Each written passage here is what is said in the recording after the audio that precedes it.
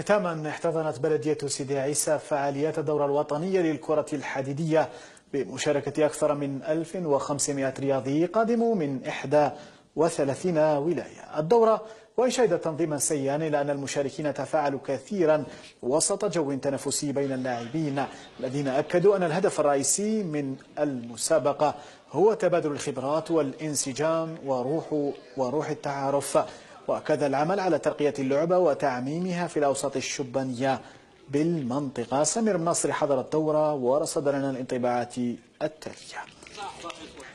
هي في الحقيقة مبادرة من نادي إيزا للكرة الحديدية بسيدي عيسى. هذا النادي أراد أن ينظم هذه الدورة احتفاء بتأسيسه، ولأول مرة تقام تظاهرة مثل هذه تستوعب أكثر من 1500 رياضي.